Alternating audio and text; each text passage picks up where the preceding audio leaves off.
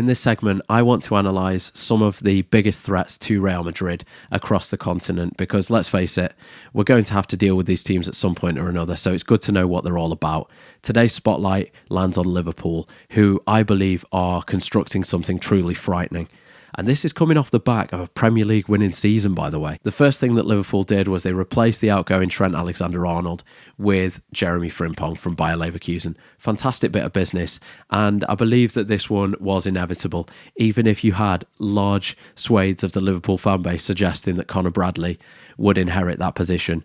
I was not so sure about that, especially given the amount of injuries he seems to pick up. On the other side of the pitch, it looks inevitable that Milos Kerkez will join the team, and this is a significant upgrade from Andy Robertson. And it feels weird to say that because he's such a good servant of that club, but over the course of the last season he has shown signs of slowing down. He just looks like he's lost a little bit of a yard, and he's not reading the game perhaps as well as he once did.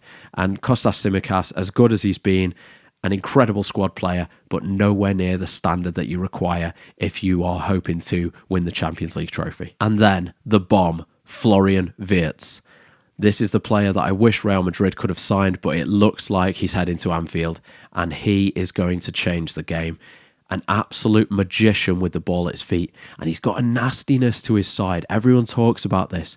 He hounds players. He's not your static 10. He's not the James Rodriguez who just stands there waiting for the ball to make things happen. He goes and he looks for it. What a signing. Interestingly enough, there's been a formation that's doing the rounds online, and it's suggesting the possible way that Liverpool will play the game this season. And they are suggesting that all of the new arrivals play, obviously, but it looks like they're heading to a system that operates with wing-backs and Gravenberch perhaps slotting in to provide cover for Virgil van Dijk and Ibrahim Konate. And then you've got a very narrow Mohamed Salah with Florian Wirtz behind Luis Diaz. Now, this is something that I could see changing, particularly if Liverpool's business is not done in the transfer market. Don't forget that there have been reports suggesting that Darwin Núñez, his time may be up at Liverpool, and let's be honest, the experiment never quite worked. Even if people are clinging to the faint optimism that Florian Wirtz is the key to unlocking Darwin Núñez, I don't believe that the issue was the lack of chances created for him over the past couple of seasons. I just think that he's not clinical. I feel that in those crucial moments where you need that player to convert the chance, he doesn't guarantee it. And that's a significant problem. So who can Liverpool sign to address this problem? Well, there are a couple of candidates that are often mentioned, and the primary target is obviously Alexander Isak. He's the best marksman in the league, aside from Erling Haaland, obviously.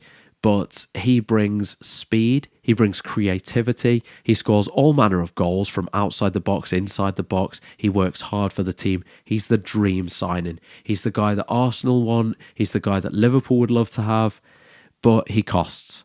He plays for Newcastle, who have Champions League football. They've got very wealthy owners, and it's very difficult to get him out of that team. Nevertheless, if Liverpool could sign him, they would take their team to a whole different level, because no matter how good Luis Diaz has been, Alexander Isak is a monster. It's a frightening proposition. Just imagine, you've got Florian Wirtz providing the ammunition through the middle, and from the flanks, you've got Jeremy Frimpong on one side, Milos Kerkez on the other, players who are renowned for getting those impeccable crosses into the box, providing that danger. And you've got a player that's lethal in the centre to finish them. If they get Alexander Isak, I make them favourites for the Champions League. However good Paris Saint-Germain have been this season, Liverpool were a whisker away from taking them out of that tournament. And I believe that with these additions, they would dominate Europe. I don't think anyone gets near them with that side. That's how good they would be.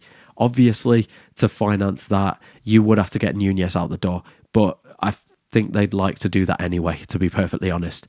I also think there's a couple of players whose time is probably up at that team, and one of them is Diogo Jota. He just can't stay fit, and I think that you can't afford to have a liability like that in the team. Whilst Isak is the player that's most linked to Liverpool, there are other alternatives that they could perhaps study, the likes of Julian Alvarez. He's a name that's come up a couple of times, but I think that getting him out of Atletico Madrid is an unrealistic prospect. And of course, there's Victor Gyökeres, a player who has had a monstrous campaign for Sporting Lisbon, but there are still concerns about him, and there's that uncertainty regarding his release clause. By all accounts, the club aren't willing to honour the gentleman's agreement that they had, and it would cost the buying club significantly more than the 60 million euros that was promised to him. Even if you don't get that star forward over the line, the likes of an Alexander Isak, I still think that you've got an incredible team, and the way that Arne Slot is going to set this team up, they will get the most out of those players.